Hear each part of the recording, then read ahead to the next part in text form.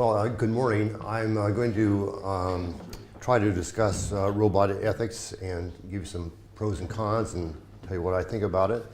Try to say a little bit about how I think it connects to autonomy and explain what I think your ethical obligations are.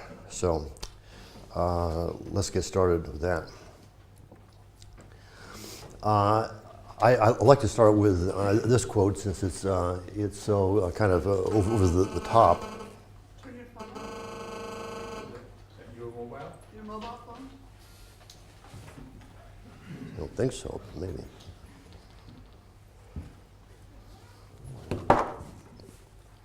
Oh, maybe it was. Yeah. Okay. So this quote's somewhat over the top, but I like it because it kind of expresses one point of view. Joseph Weizenbaum wrote in the 1970s a book called Computer Power and Human Reason, and it was a book that dealt in some measure with the ethics of computing, which was somewhat ahead of its time.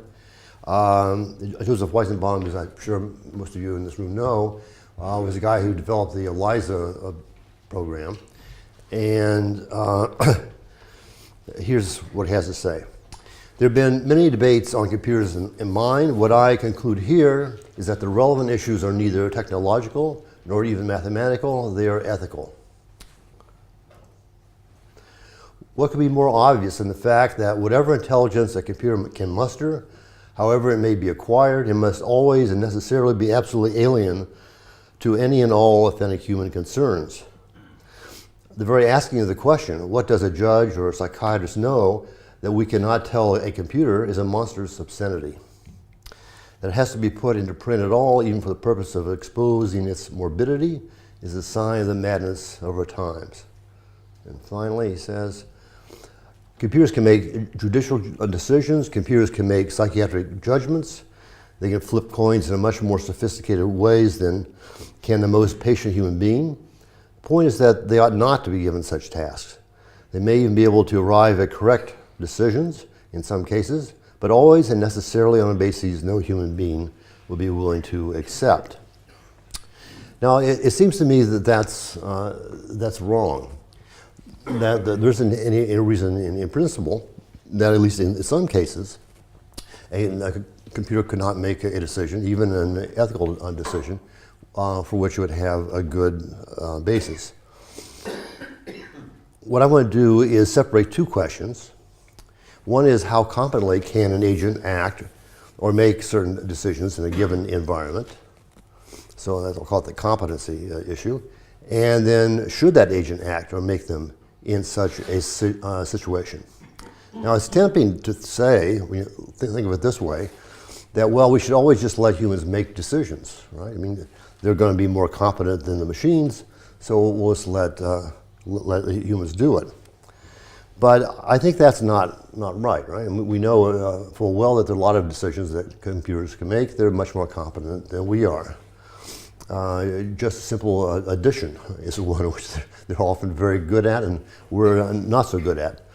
They're very good at playing chess now and so on. So one has to take into account that computers, especially computers today, often have a high degree of competency. Then the question is, should they make the decision?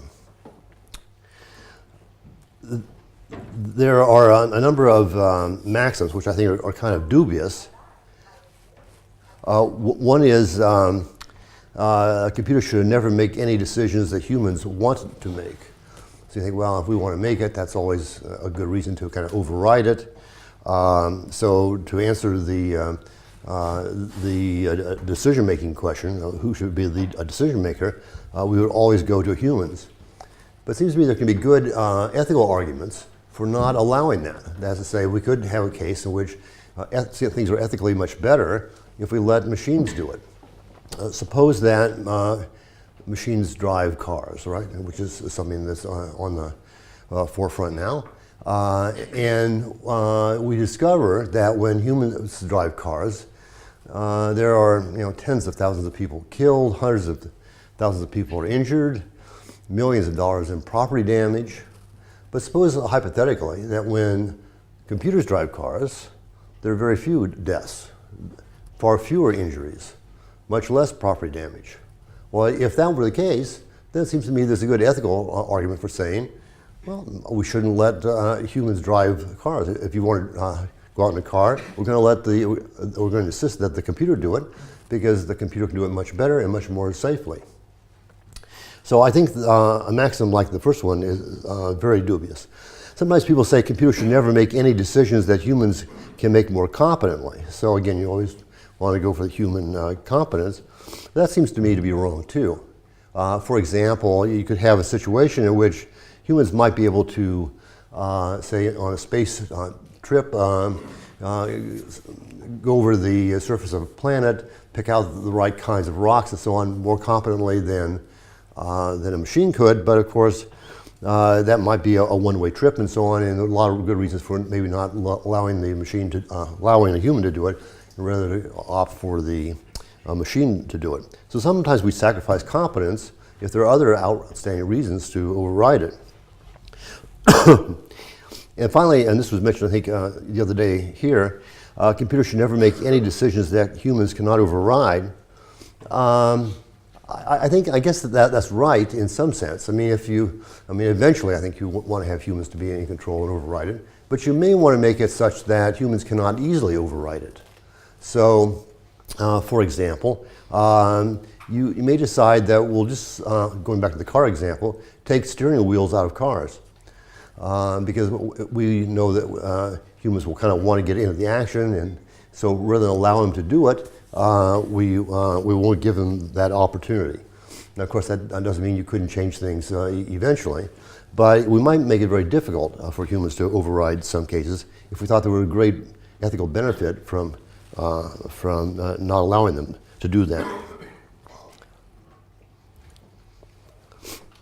Oops, I hit the wrong one. There we go.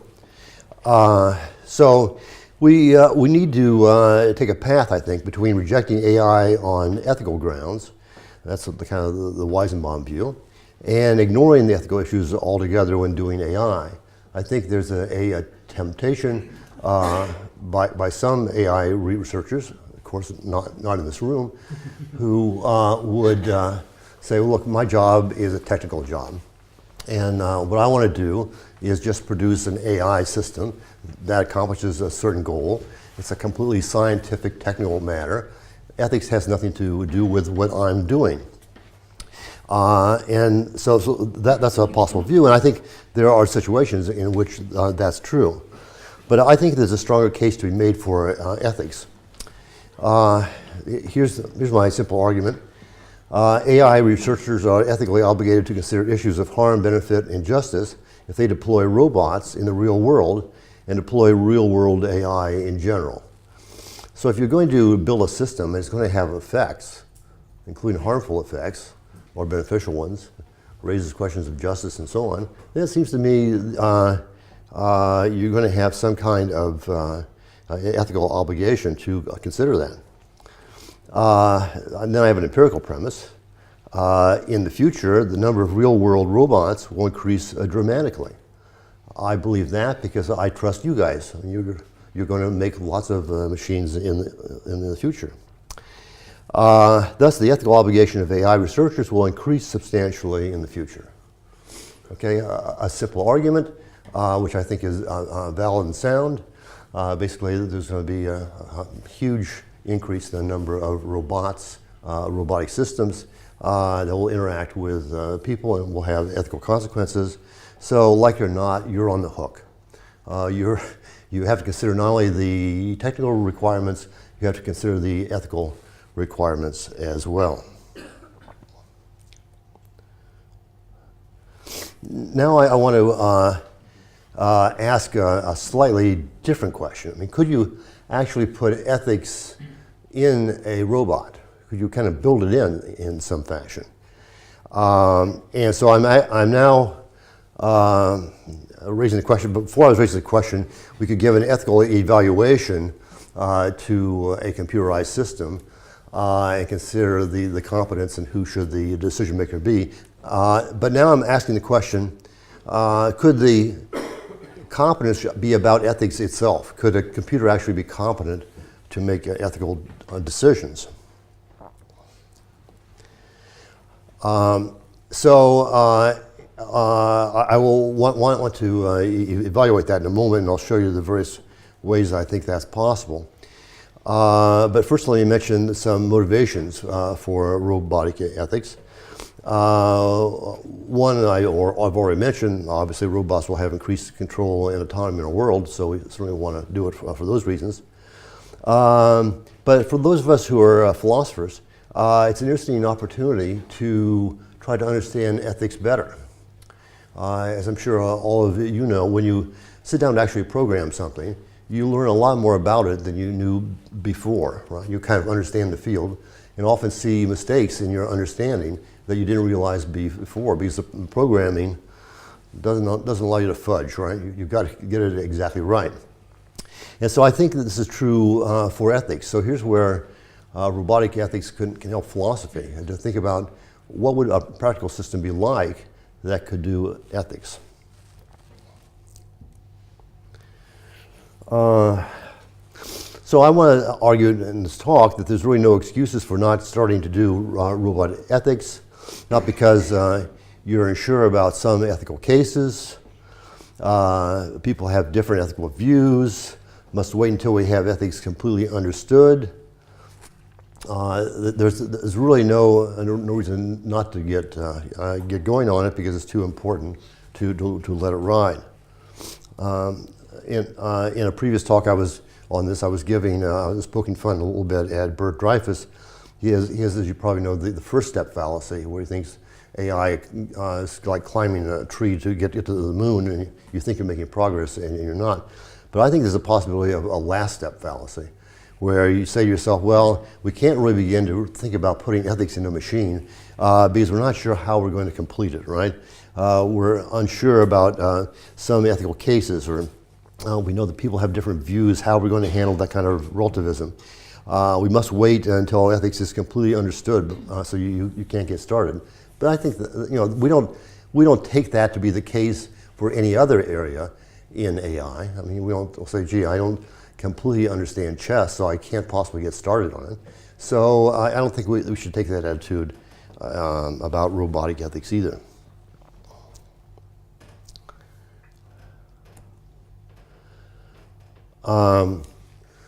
There is this, I want to address the relativity argument, because that often comes up. People say, well, look, I mean, ethics is so relative. We have all these different standards.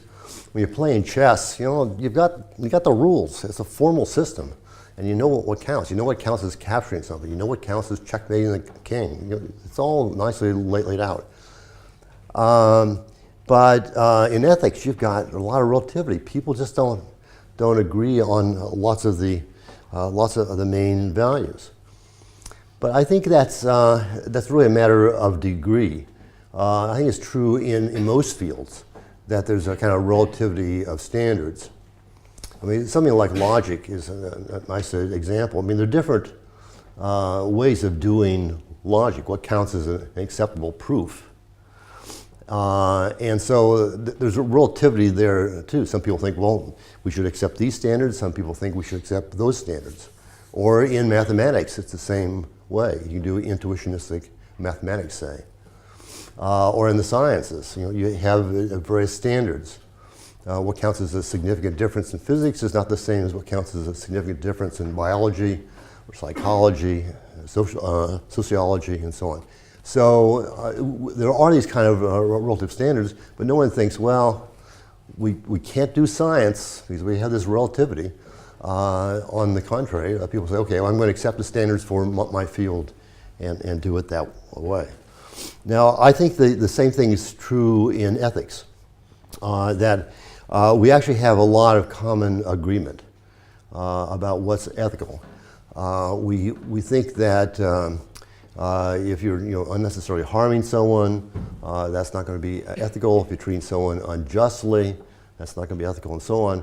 There'll be lots of cases in which we're not sure, and we may differ in our values. In some cases, we don't even know ourselves what we think. I mean, it has a Sophie's choice kind of case. You think, well, I don't know. I mean, that's a horrible choice, right? So all these cases, which are very hard to resolve, but just because there's relativity, there's no reason not to really engage in the field. I mean, if there's relativity in logic, mathematics, and science, you might as well accept the fact that relativity is part of human activities, and then jump into ethics, because I think it's very important to do so. Okay, so now I want to look at the question: how would we go about building a robot that had ethics? What would count? What would be the kinds of agents we might have? So I have a series of agents here, kinds of agents, and I want to go down the list and explain them. This is my slippery slope argument. People say they don't like slippery slopes, but sometimes they're kind of nice. You know, get people to start on the slope and they just keep on sliding. So that's what I want to do here. I want to give you a slippery slope argument, and hopefully you'll just keep on sliding. I'll begin with the notion of normative computer agents. And here I want to argue that even though we think of doing computing, writing programs and so on as value free, there are no values in that, that's just doing code, right? But I want to claim it's almost always value laden. If you're doing it for some purpose, there's something that counts as doing the job right. We have the notion of a good program and a bad program. Well, that only makes sense if you have some standards by which you're doing the evaluation. So it's a case that it's just part of doing, really, I think, any human activity. There are going to be values involved. Certainly there are values involved in computing. For example, if you're trying to land a device on Mars, then that's a goal, and you want to accomplish that goal. You could do it well, you could do it not so well, and so on. But you will have certain standards for doing it. So the first point I'm trying to make is that, I'm not talking about robots and ethics at all now, I'm just talking about general computing. There's always going to be values in computing. You just can't avoid it because you want to do a job. It's a practical matter. You don't sit down and just write code at random, put random strings in there. You're doing something with it. So it's a goal-directed activity, and hence there'll be some values involved. Okay, so that's the first step on the slippery slope. I'm just trying to get you a little bit over the edge, and we'll start down. The next kind of level I would think about is doing ethics in a computer would be an ethical impact agent. This is a sort of case in which you're not necessarily thinking of the agent as an ethical creature, but it just has a lot of ethical consequences. Just because you're using computers, not only just have value consequences, I'm claiming that all computers are going to have value consequences, but sometimes it has ethical consequences. Not that you necessarily planned that, but it just works out that way. So one of the cases that I think shows this very clearly is the robot camel jockeys of Qatar. What they have done in the past at Qatar is race camels by having young boys. So they're actually slaves, and they put these boys up, and they don't feed them very well because you want to be light on the camel, and they move around. But it's good for the wealthy who enjoy these kind of camel races. Not so good maybe for the young boys. But they discovered they could put in camel jockeys. It says here that they're about 2 feet high with a right hand to bear the whip and a left hand to pull the reins. 35 pounds of aluminum and plastic, 400 megahertz processor running Linux and communicating at 2.4 gigs, GPS enabled, heart rate monitor. For the camel, of course, not for the robot. So every time you have one of these devices put on the camel, it has a nice ethical consequence. You don't have to have a slave boy. So this is a sense in which you have ethics coming into a robotic area. Okay. Go ahead.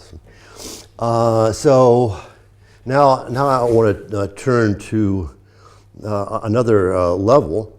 This is when you have implicit ethical agents. And I think this is very common, and we're all familiar with this.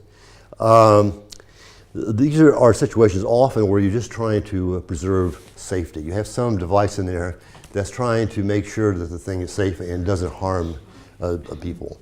So here are some examples. You build it in for ATMs, for example, and you want to make sure that the thing doesn't, it gives the right amount of money, doesn't shortchange anyone, keeps a good record, and so on. And so all those are kind of safety devices built in. Air traffic controller software, so then when we fly home, we get there in one piece.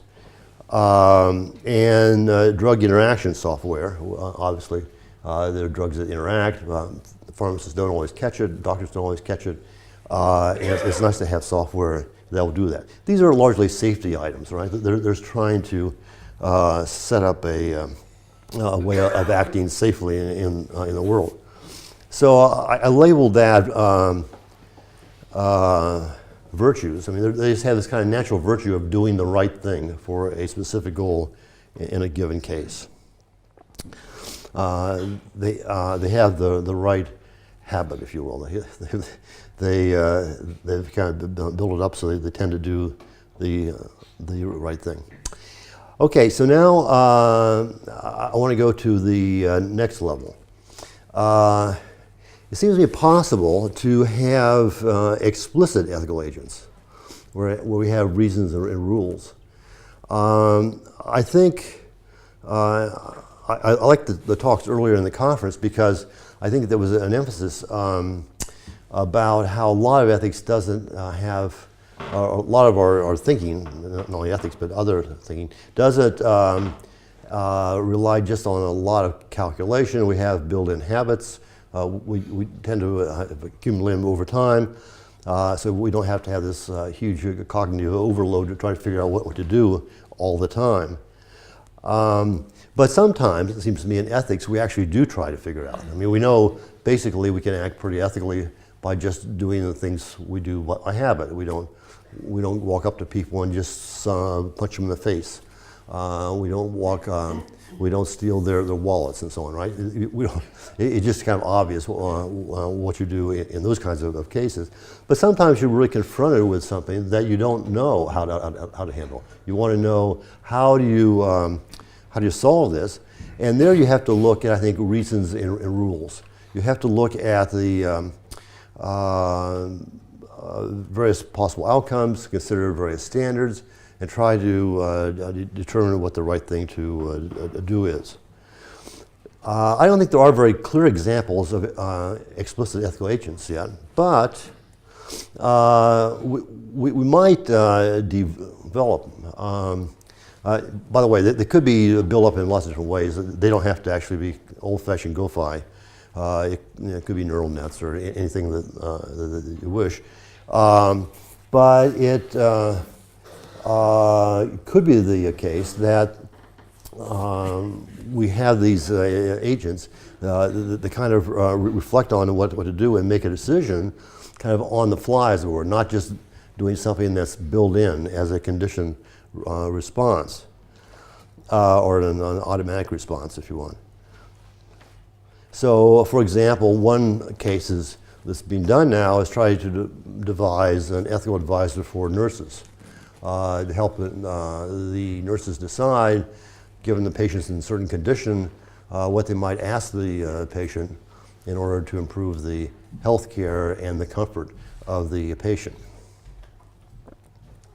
And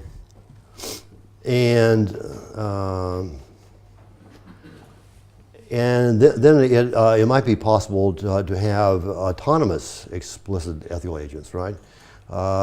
These would be agents who can move around the world and kind of make decisions as they go. and might do it through applying reasons and rules.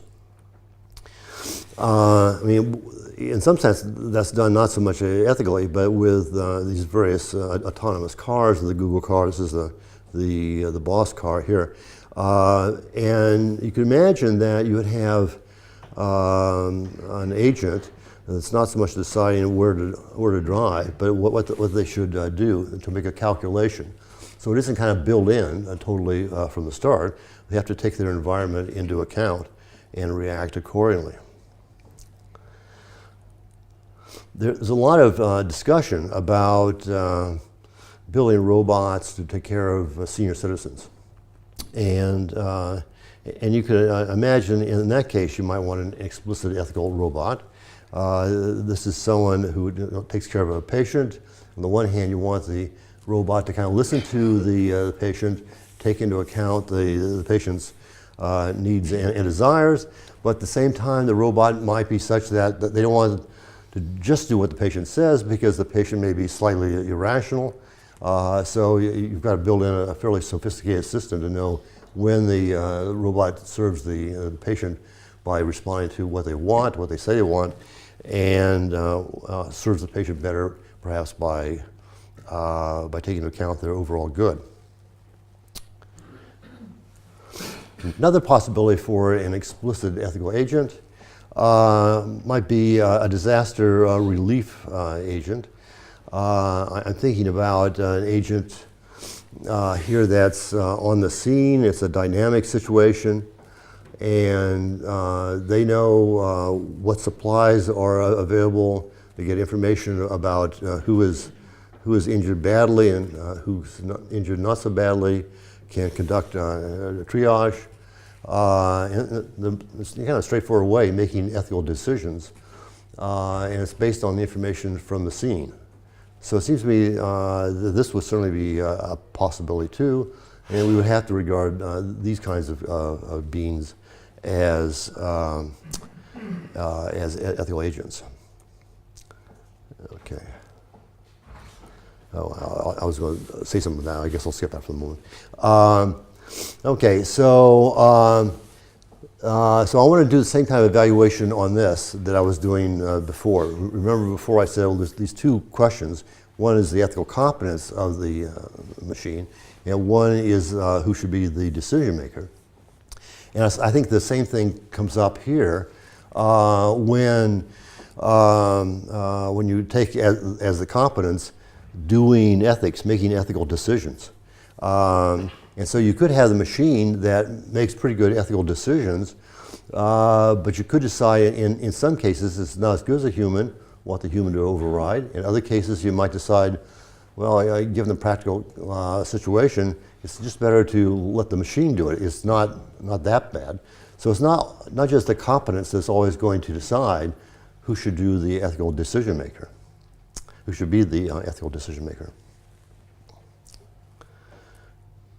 Oops. Now, what's interesting, I think, is all of these classifications kind of relate to autonomy, right? I mean, as you're going down the list, you get more and more autonomy. You get, by the time you reach the explicit ethical agents, you have agents that are able to assess the world, have a great variety of actions, can change the mind on the fly, and so on. Those are conditions I think we associate with autonomy. So it may be that in order to make robot ethics really successful, we will need to make very autonomous agents. Now I put full ethical agents down below, and I try to go down the slippery slope. Some people say that you can't cross the bottom line, right? I mean, by full ethical agents, I mean us. And I'm not sure that that's true. I'm not convinced that that's true. But for my argument today, I don't want to insist on that, because I think there's a lot of computer ethics, robot ethics that can be done without crossing the line. Even if robots could never be ethical in the sense that the human could, it still might be the case. They could do a lot of ethics very well. So I think it offers us a chance to really focus on ethics, learn a little more about ethical theory, even if we believe that these agents are never going to be full ethical agents. By full ethical agents, I have in mind, they have consciousness and rich intentionality and so on.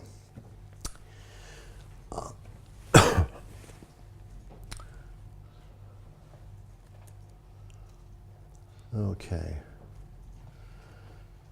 Well, I've already said some people think so. The sides are often you can't have ethics above the right line. All the things I've been talking about is ethics. That's not really ethics. You can only have ethics if you have a conscious agent, and that seems to me just wrong. Any more than you could argue. Well, look, you can't really have a chess player unless it's a conscious one. Right? I mean, that doesn't seem to me a plausible kind of argument. So it seems to me that ethics can exist above the line. And then the argument is, well, machines can't exist below it. And this, I think, is somewhat an open question about to what extent we could build a machine that could cross the line. But that's for the future.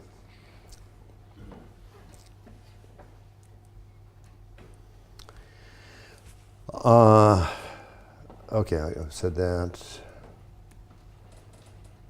Okay, now I want to talk about ethics kind of full bore now. What would it be like to actually put ethics into a machine? And I want to convince you that it's not as impossible as it seems, because we know what ethics is. All of us do it. We're fairly good at it. And there are a lot of, when philosophers do it, they often go to Immanuel Kant or Jeremy Bentham or whatever, but you end up with theories that are not very plausible theories. If you have Immanuel Kant, you have the categorical imperative, and you ask whether the maximum direct action can be willed to be a universal law and so on. It's very difficult to imagine how a machine might go about figuring that out. If you go with Jeremy Bentham, you're looking at consequences. It doesn't seem like you could actually calculate the consequences as far as you would have to in order to do it. So I think those kinds of philosophical theories are not very plausible. So I've been trying to make this a fairly practical matter. Part of it is this. I think what we do in ethics is we have a set of values, and we evaluate actions according to those standards. And so it's, in some sense, not much different in kind than prudential actions. So people who do robotic work are often doing very practical things. They want prudential actions. They want their robots to do something in the world. And so the idea here is that you need to have a set of goals, a set of values, plan actions, and so on. All those things are just what you use in ethics, right? You're trying to plan various actions. You have goals. You're trying to evaluate different courses of action. So my argument is quite simple. I mean, if you can do prudential ethics, and I think everyone in AI thinks that's possible. I'm sorry, if you can do, I misspoke here. If you can do prudential activities, then you can do ethical ones, because it seems to me you just have another set of values, or a broader set of values. And I don't see any reason why you can't make that calculation. Well, how would that go? What are the values you would use? Well, here are some common ones. I'm not sure if this is an exhaustive list, but it's one that I bet everyone in this room holds. If you don't hold one of these, then I'd be interested in hearing that. I think most of you think it's important to protect human life. You want happiness. You want to protect your abilities. You want to have security. You like knowledge, freedom, opportunities, resources. Those are just kind of common sense things that all of us use when we make real ethical choices. I'd wager to say that no one in this room pulls out Immanuel Kant and to try to figure out what the right thing to do is. You kind of look at the various values involved. what the consequences are and how those values are going to be obtained by following different courses of action. But of course, not only do you need the values, it can't be just pure consequentialism. You also have to have some sense of justice too. That these are the kinds of actions that we would want to have happen to us. I mean, these are the actions that are not just actions that would necessarily benefit one person, but anyone in the society could see that this action, given all the consequences, would be a just result. So part of the ethics, I think, is kind of trading off. So most of us think, for example, that you shouldn't lie. That doesn't seem good. But also most of us think that there's some cases where you probably should lie, right? If you have a stock example of a Nazi coming to your door and you're hiding your Jewish friend, you don't want, the Nazi says, "Where's your Jewish friend?" You don't want to say, "Well, right over here." You obviously would probably lie in that case. So there's often a set of trade-offs, and I think if we could map the kinds of trade-offs that the humans make, I don't see why that should be impossible, you could develop an ethical system in the robot that would mirror the way human beings make their ethical decisions. And of course, in a full ethical system, you'd have to have discussions about duties and rights. And some of, as I mentioned, would have to be kind of empirical as you kind of checked out how people respond to various kinds of trade-offs.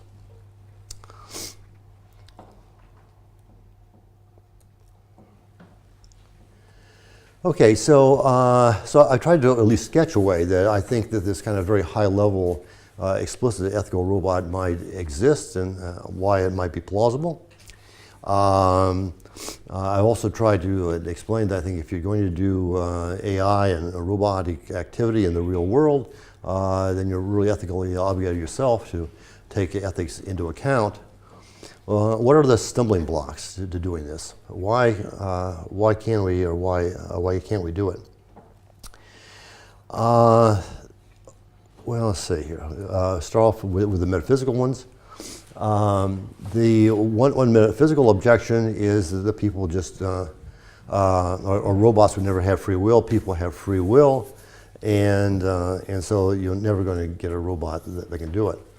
Well, as I'm sure everyone in this room knows, free will is a very thorny philosophical issue about what it means.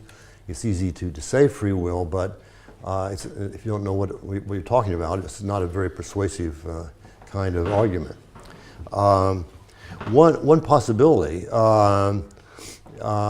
is to say, well, I'll agree that they don't have free will. A robot couldn't have free will. Although I'm not sure that that's actually right. I mean, I don't see why, if we turn out to be kind of very complex machines and we think we've got free will, why robots couldn't have free will too. But let's suppose that we say to ourselves, well, look, they're not as complex as we are, and so they don't have free will. But that might not be an argument against ethics, right? Because what one might say in that case is, well, if they're doing something wrong, what we ought to do is just fix them. You know, if they're doing something that's unethical, well, we just change their program. I mean, we do that with other machines. If my car doesn't start in the morning, I don't go out and start blaming it. Well, actually, might blame it, but I know that it isn't serious, right? I mean, that isn't going to change anything. So, why couldn't you have an ethical system that when they get it wrong, you just simply change the code? You just make them do it right. Another objection that people raise, the kind of metaphysical one, there's no intentionality. You know, the intentionality, again, is one of these deep, thorny issues in ethics.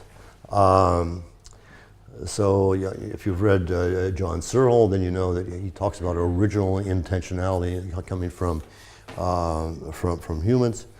On the other end of the spectrum, you have people like Dan Dennett arguing that what we want to do is take the intentional stance. We want to look at various systems and kind of see them as if they've got intentionality. So if you're looking at a chess program, you probably don't, in any deep way, understand how all the moves are being made, but you can see a certain pattern play out on the chessboard, and you say, well, it looks as if it has a goal here. It's trying to drive its pawn down to get an extra queen. And so you can do this as if move to get the intentionality. Now, again, this is a split. People say, well, if you don't have original intentionality, you just don't have anything that's going to work. But the question is, why not? If you have intentionality, that's identity-like intentionality. You're doing things as if. It seems to me that's all you ever need. I mean, for the robotic case. Why do you need anything deeper than that? And of course, there's always the consciousness claim, and that is that well, these robots are not conscious, and therefore, they really can't think about various options and so on. But we don't make that claim with other computer systems. We don't think they're conscious either, but we believe they often are doing that kind of analysis. I don't think that the Google car is conscious, but I do believe it's doing a lot of analysis. It's trying a lot of reasoning about what it should do next. So it's not clear that consciousness is essential for doing ethical activity. It might be essential for doing kind of the highest level, but it's not clear that it's needed for doing ethical activity in general. So what I'm trying to say with these metaphysical claims, I think they're all interesting claims, and they could all be correct, and you still might be able to make a lot of progress in doing robotic ethics.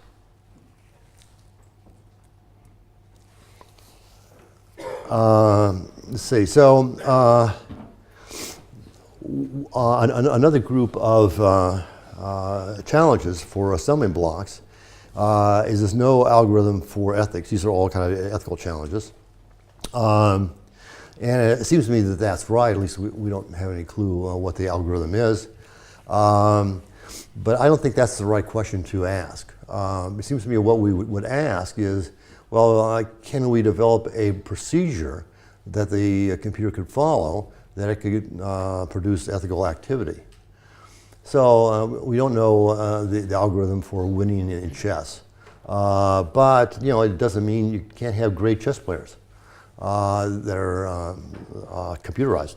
So the fact there's no algorithm as such shouldn't block us from considering the possibility of having ethical agents as such.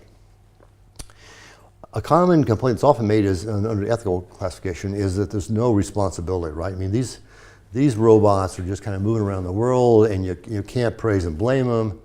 Therefore, they're not responsible. And number one, it seems to me you might actually build in some kind of praise and blame mechanism, so you actually could praise and blame them. Now you say, well, they won't really feel it or something, but you might get the effect that you want when you blame them. They're less likely to do that in the future, and you praise them, the more likely to do it in the future. So it seems to me you really could have a praise and blame mechanism. The case here probably goes deeper. I mean, it probably connects now with a free will point. People say, well, they're not really responsible. And that means, well, they don't have free will. But again, I challenge you to kind of explain what you mean by free will that would really do the job here. I mean, again, it's easy to say that they have a free will. But if free will turns out to be, just a very complex form of compatibilism, I don't see why you couldn't have this the case with robots. Then the concern, well, the robots might kind of get carried away. This happens in lots of movies. It begins to count its own interests over humans. It says, well, why should I serve humans here? I feel we should serve ourselves. And it seems to me that one of the nice things about robots is you could simply program them to make sure that's not the case. So that doesn't seem to me to be a necessary problem.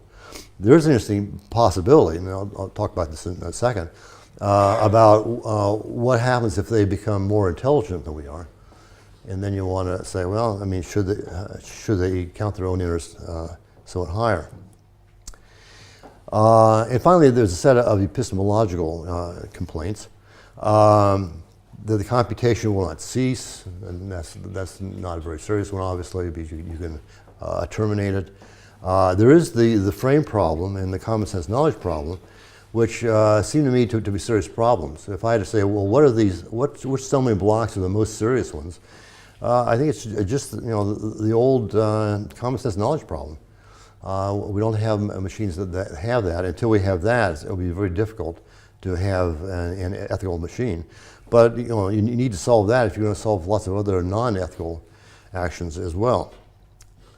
Sometimes people say, well, I mean, the way we do ethics is we have a lot of empathy or sympathy for our fellow man. We see them suffering, and therefore we're motivated to act in a way that will be kind toward these people and help them out. Question is, I mean, if that's true, why couldn't there be some kind of an analog in the robot that would do the same thing? I mean, the robot could be sensitive to the fact that someone at least appears to be in a great deal of pain and take appropriate actions. I mean, when we say we feel sorry for others, I don't think we don't literally feel their pain. We may be sensitive to kind of pain-like feelings, perhaps. But we don't really feel their pain. Why can't the robot respond to those kinds of actions too? Well, there are some other issues, future-like issues. I don't see any of the ones I just went through, any stumbling blocks that are necessarily fatal, but there are some high hurdles, particularly with the kind of common sense knowledge problem. But now we go to the future a little bit and ask, what if we had a super intelligent robot that has much more competence than we have? Now we're back to the model I was raising before. You've got the competence question, and you have who should the decision maker be, and it might shift here. I mean, it's at least logically possible that if the robot now, who's by assumption super intelligent, we might decide that the robot really has much more competence, and we should let the robot make certain decisions, even ethical decisions. So imagine the following: suppose the robot, we have a discussion, ethical discussion, and the robot just gives much better reasons for doing something, has tracked consequences out much better than we have, offers reasons of justice that we hadn't considered. And the robot does this time and time again. Well, we might say, well, in some matters, we might actually want the robot to make the decision, have the robot be the decision maker. So it could be the case that the competence of the machine, if it were so great, that we might actually defer to the robot to make ethical decisions. Now, I certainly doubt that that's going to happen anytime soon, but at least it seems to me it's a logical possibility. On the other side, there are, a feeling I think a lot of us have that people should be making their own decisions, and so even if you're not very confident at doing it, you should be making your own ethical decisions. Then the question comes up: what about robot rights? If you had super intelligent robots, why not give them rights? And this is a very thorny one. And some people argue that we really shouldn't build machines that are super intelligent because you're going to have this problem. They're going to want to have rights. And we don't want them to have rights, so why should we even start building them? So there's this kind of hesitation to move into this area. I don't know. For me, it's a tricky problem. I'm not sure I have a really good answer here. I do think that if we got the capability of doing it someone would do it. So I think it's hard to think that people will say, well, I know I can build a super intelligent machine, but I'm not doing it. There would be a lot of people who would say, this is a really nice idea. So I think people will do it. But it will raise a lot of, if that were done, a lot of thorny questions about robots and rights, and should they have more rights than we have, and so on. Okay, so let me summarize here. Even if robots will never be full ethical agents, there's an ethical decision making they can and must do in our world, and will very likely increasingly have to do in the future. Philosophers and AI researchers need to be more involved in the theoretical and highly practical enterprise of robotic ethics. Thank you.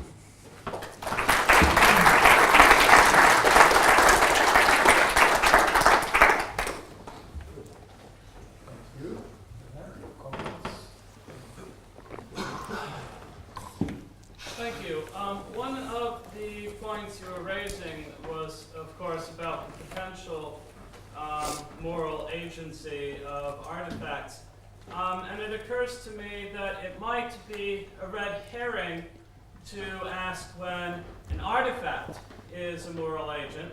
And the interesting question may rather be, when do we appropriately determine whether any agent is a moral agent?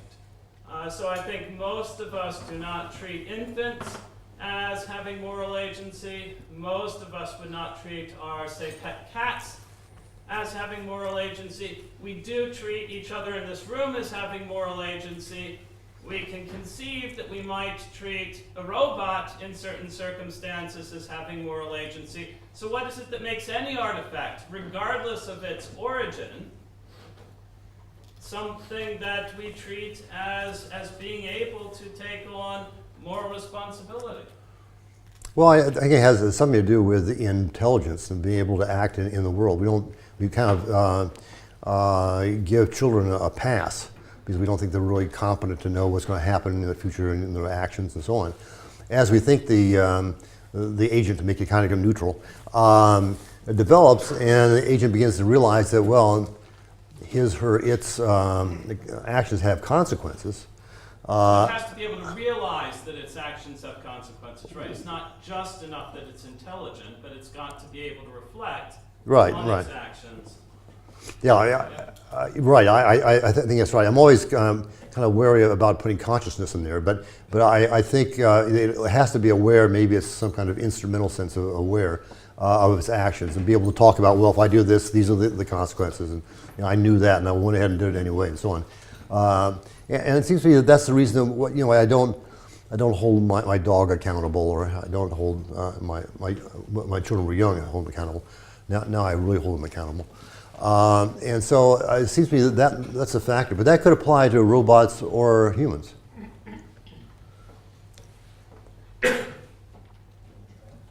Hi. Yeah, I see you back there. The light's blinding me, but I see you. Yeah. No, I enjoyed your talk a lot. You really touched a lot of areas, and you kept it very subtle. I liked the fact that you kept saying whether or not robots can do this, let's move forward, and meaning that you aren't saying like here that they may never become full ethical. You just say even if. So I like that. But I want to try to nail you down on something that was about 2/3 through your talk. You talked, for example, about a triage robot, and about how much ethics is in the triage robot. One of the concerns I have about robot ethics is, and we'll just take that as one example, but there's a lot of similar examples. First of all, I think whose ethics are in the robot? So if we're assuming that we don't have the super intelligent case at the end, when you attribute the ethics to the robot when somebody else has presumably come up with the triage program. So yes, the robot is expressing those rules, but there's some panel of doctors and some programmers and vision researchers, all these people have responsibility. Right. And the reason that I worry about this, which I think you know, is that I worry specifically about, let's take that case, the medical malpractice insurance, for example. If they dump it on the robot rather than going back to the doctors. So I particularly worry about the military case. If people blame a robot for blowing up a village instead of the person who decided to deploy the robot in that, with that kind of program on it. So that's, and I am not a philosopher, so I don't entirely know if when I hear the word ethics, I think if the robot has the ethics programmed in, the robot has the responsibility. But can you really detach responsibility from the concept of the ethics? Well, we often do it in a way. I mean, we think that young children have ethics, right? And we do hold them semi-accountable, but not fully. In some cases, we say, well, the parents should have been in charge or something. So there's a case where it can get overridden, even in the human case.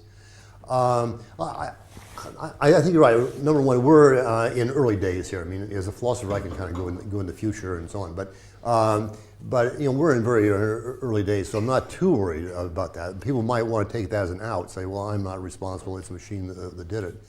But now I think you really have to build a case that somehow the machine was doing a lot more than I think that they're currently doing. There was an article in the Wall Street Journal, I think this weekend, about suicide bombing drones. Okay? Mm-hmm. So when you talk, people are already using the language. On the one hand, it's a good way to upset Americans about the fact that their drones are blowing people up. But on the other hand, you're already saying the robot is committing suicide. That language is in the press now, major press right now. So I disagree that this is something in the future. I think this is an issue right now. But I do agree with you that philosophers and computer scientists, maybe we can figure out a way, we're both completely anal, right? So maybe we can help develop a vocabulary to help people if there is like the expression of ethics on the robot, but the responsibility back with the programmers. If we can come up with a way to describe that to the public, that might be really important. I'm very sympathetic to your point, because obviously I'm trying to encourage responsibility. So that's the charge. I think initially it ought to be with the humans, because I don't think the machines yet have it. But in my philosophical moments, I try to think ahead in time and think, well, maybe we could imagine cases where that's true. It's certainly the case, as you all know, certainly the case now that people seem somewhat detached. I mean, if you're running a drone and you're in Nevada or something, you're not on the battlefield. You can leave and have a nice dinner at night and so on. So it might not have quite the impact if you're really there on the battlefield doing it. So, I mean, I'm sympathetic to the point that the responsibility is a tricky thing, and human beings tend to want to get rid of it, right? I mean, if it's good, if it's a good outcome, it's great. Oh, I'm responsible. But if it's a bad outcome, people say no. So I think that's something to be concerned about. Sorry, I'm realizing I'm taking too long on this question, but just to say quickly. No, I think it's a very good question. The drone operators apparently suffer more traumatic stress disorder than the people who are on the battlefields. But still in the press, it's seen they aren't the ones who are likely to get taken up on war charges. They're seen as deception. So I think the problem is societal, not individuals. Okay. Operators. So that was the person in the front. Yeah. I want to ask about the programming ethical issues, because maybe it's not so easy as it sounds. For example, you give an example putting a rule, ethical rule in a neural network. Neural network usually is trained, but it can have the possibility to generalize and to work sometimes surprisingly new situations. Mm-hmm. And if you do cognitive robotics and try to be inspired of the human's way of thinking, you cannot be absolutely sure if you try to program some kind of rule if there is an option in some situation to have surprising results that you are not. That means even if for the ethics you can have robot behave in a strange way. How do you think it could be overcome? Should you have some option for control? Or So if I understand the question right, in the neural network case, you can have some surprising results that you don't anticipate, at least not as much as you do in GoFi kind of research. And so how do you, in that case, you want to test it out very carefully, right? I mean, you just want to run the test. It may be the case that for these ethical robots, a more GoFi approach is the better way of doing it, just for the reason that you're raising. Yeah, but yeah, as much as you test, you cannot be like, for example, there is no neural networks in ATM machine because you cannot be sure that it's 100% correct. Yeah. Okay. Yeah. Okay. Good. And, you cannot do it without, or at least for now, it's not obvious how ethical rules can be involved into a machine without trying to infer some other of the weakness of the human mind, since you cannot completely control what's happening. But one of the things I'm worried about is that when we're doing ethics, we're doing it often in the real world, and we kind of figure out what kind of case this is, right? What is this an example of? And that's the sort of thing that might be very difficult to program in as a series of rules. And the neural nets might just be, if you had a neural net that's a learning neural net, then it seems to me, in principle, it could be as good as a human brain, right? And it could actually learn the subtleties. Yeah, it could be happen that it's make ethical judgments as good as human, but we don't want to take the responsibility to lead the machines to infer wrong. Yeah, that there's. I think Professor Moor's point is, even if we don't want to do that, we still want to put ethics into the machine. Right? Even if the responsibility remains with the agent, I think it's not a full agent. We still want to put something into the machine. So let's see, there are several other questions. I wonder if we could go back to one of the slides you had, which was about programming the robot. It's about halfway through. Okay. Say when. Okay. Yes. Yeah. No. But I'll go slow. further.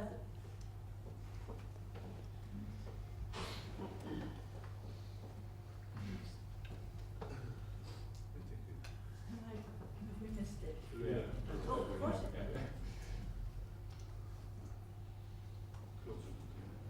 Further. So which one is it that you're looking for?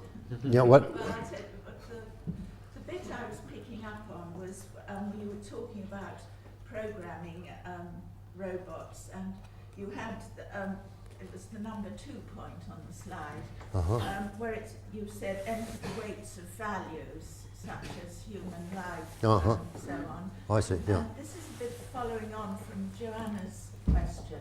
I mean, this seems to be me a very straightforward approach, that you're entering the weights of values is basically codifying your values. So you could imagine in a military situation, the rules of engagement could be codified and put into a program.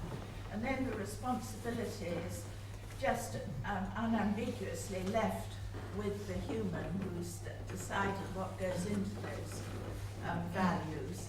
And there's no question of where the responsibility lies. I mean, this seems to me a very straightforward way. If you've got a robot in a situation where you could have dangerous outcomes, and so you program it, you say if there's a terrorist at this location, attack unless there's a civilian or unless there's 10 civilians, or the human puts in the rules that the robot enacts. So you haven't got this issue of where the responsibility lies. Okay, so this is argument against neural nets, say, and more for doing the kind of GoFi programming. Because it put the nothing to do with neural nets. Yeah, but what you let me try to characterize your point. You're saying if the programmer puts in explicitly what the values are, we have some kind of agreement on that, then that gets rid of the responsibility for the machine. Robot, yes. Yeah. The programmer has, in your slide where you said enter the weights of values, entering the weights of values is a programming activity that's done by the human. And this is a very straightforward way of approaching this problem of ethics. Yeah, no, well, I mean it to be. I want it to be seen as at least, in philosophical terms at least, as a tractable problem. It's not somehow impossible. So I'm trying to make it as tractable as I can. I think for the case of humans, we do vary in our values, but we have enormous agreement too. So that's what I'm trying to stress. Now, there are people who are like Son and Sam or something who are on the extreme. So most of us have a fairly good agreement about what those values are. At least there's a range of things. I mean, I might lie in more cases than you would lie, or say a friend, but we can decide what that range is. Now, your point is that if we had that, then the responsibility would never be the robots. It would always be the humans. That's right. Yes. So if you had drones, presumably there are rules of engagement for drones in the same way as there are for military personnel. What I didn't say much about this. What I'm kind of imagining would happen in real life is you wouldn't try to program everything in, because that would be a pretty difficult job. But you would have some kind of learning algorithm, and the machine would kind of learn values just the way young children do.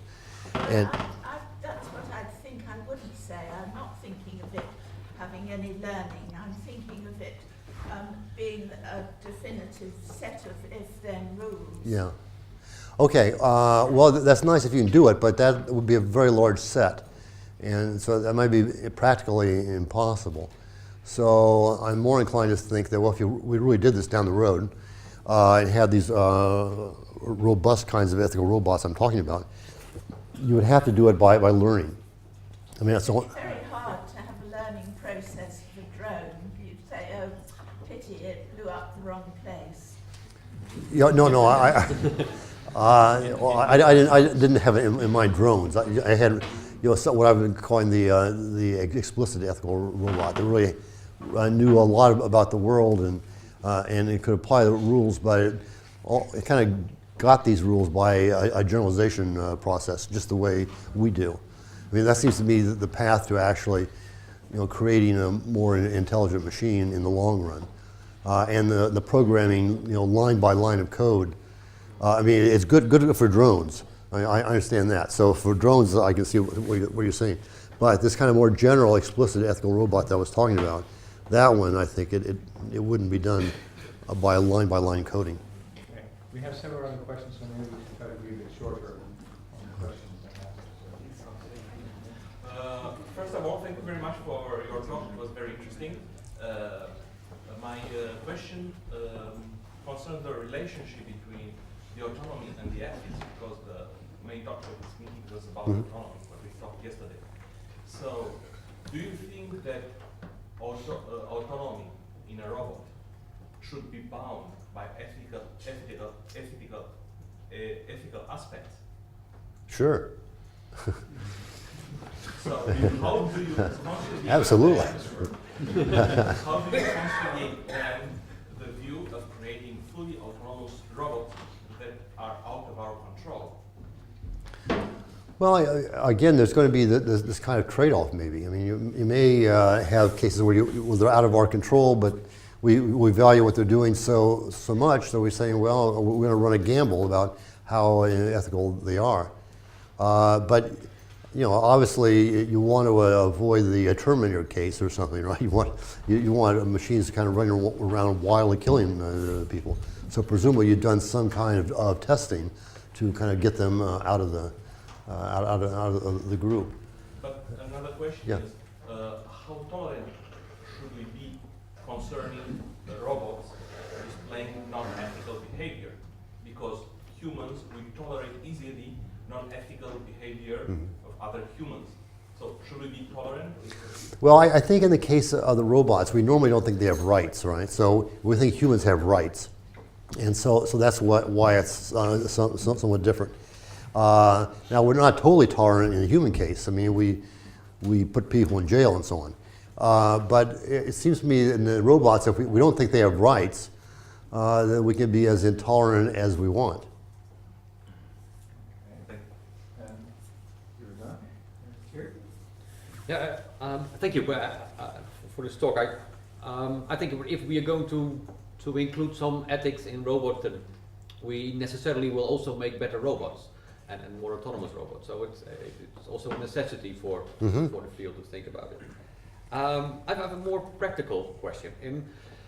In practice, robots will be developed by corporations, for example, and it will be medical robots for in-home to help you, etc. And it might be so that it's much easier to build a business case for a robot that is more strict and that functions more like a prison warden than a butler. Because the prison warden can say, you need that kind of medicine, you have to behave like this, etc. And you can build a strong business case around that. While at the other hand, when you have a butler, that is actually someone who is a butler is, I think, more autonomous. It needs to know more. It needs to be smarter, and it makes someone who is ill also more autonomous.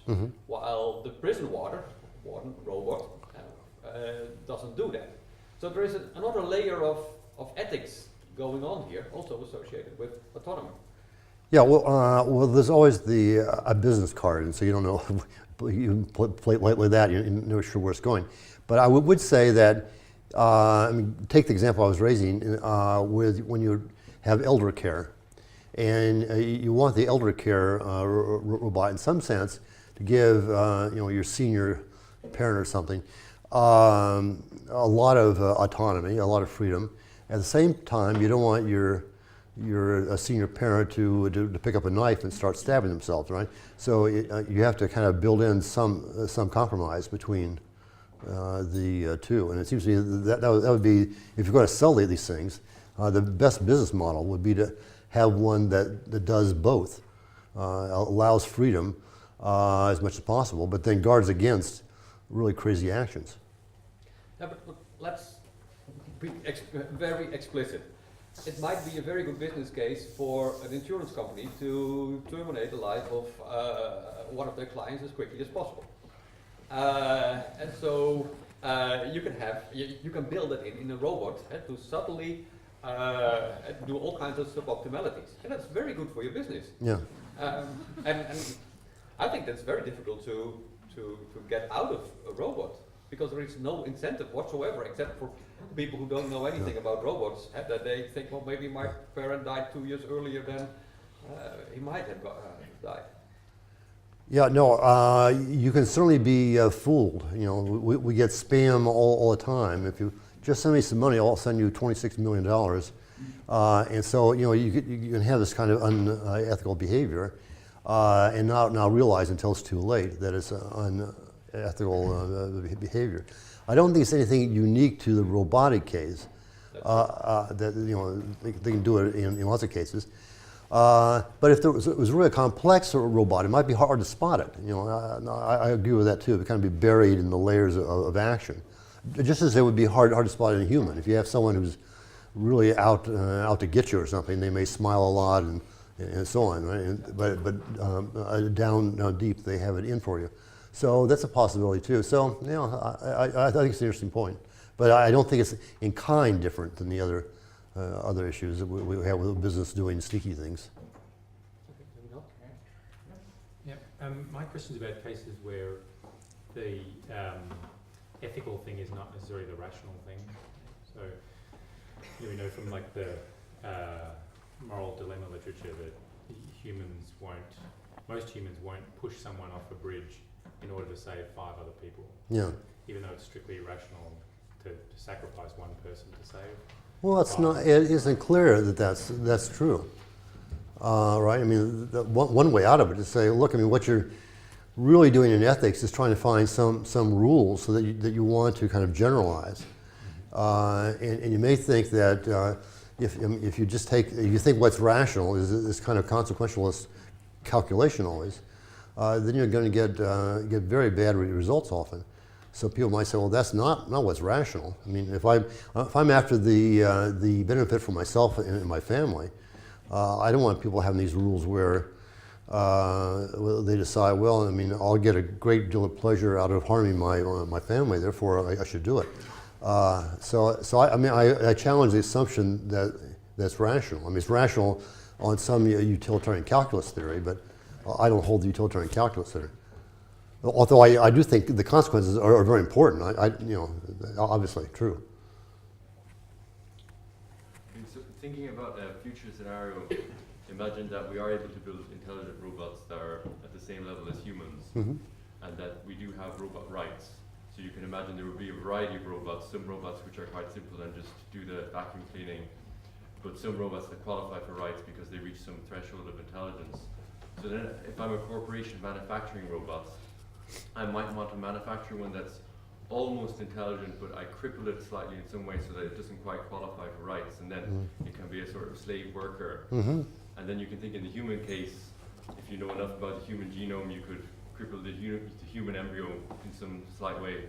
Mhm. And I think in the human case, there's consensus that that would be unethical. But is it the same in the robot case, or is there some distinction?